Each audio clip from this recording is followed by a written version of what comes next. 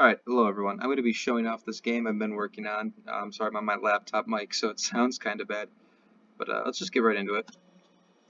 So I've added a couple of things, but none of them are really here. I've changed the way that the GUI is rendered a bit, so maybe this affects you guys. I have no idea because different computers process these things differently, and I don't exactly know how they work, which is why it keeps being a little weird. So beyond that, let's actually talk about the cool new stuff. So I'm going to go through this door, and I am now inside of the ship. So the main things that I've been working on are character sprites and stuff, so nothing too interesting to show off. But I can go up to these NPCs that have been sitting here, and I can actually talk to them, and they have stuff to say. And yeah, so I can just keep pressing space, they'll keep talking, and yeah. So that's Aphia, she's there. I have a feature that I'm going to be using her for in the future. Here's Rain, he's just sitting there.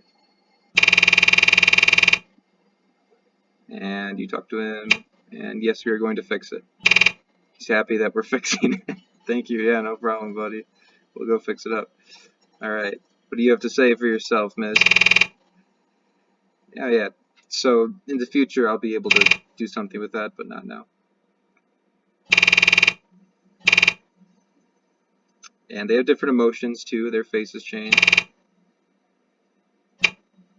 Yeah, their faces change. Also, there's a new song in here, so if I press space 3 times, it starts playing this song. But I'm going to turn it off because it's going to get loud and annoying. Alright, down here we have the shuttle bay. I think I showed this off in the longer video.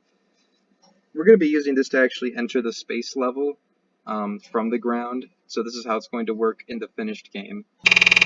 Talk to the NPC here, talk to Kaya, that's her name.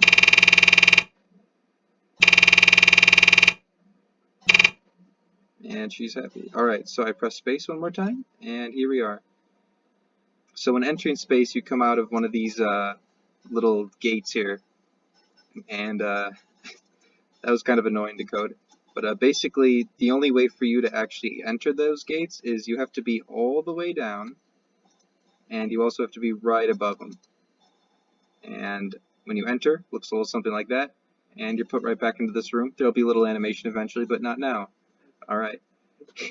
You can enter and exit through either of the rooms, and I can even pick that I can pick the ship up using the wedge, but it is a little difficult.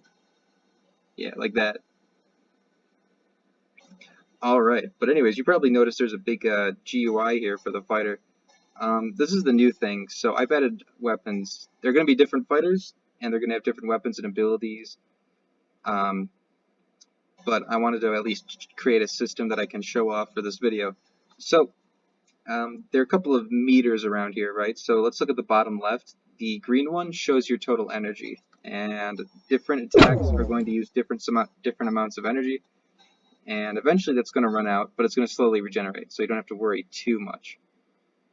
So if I press N, this fires off my basic primary attack. It's just 2 little lasers. Shoot asteroids once they're on the same layer as you, like the same height. And as you can see, even though they don't really use a lot of energy, they don't do too much damage, and continuous firing is going to wear me out of it.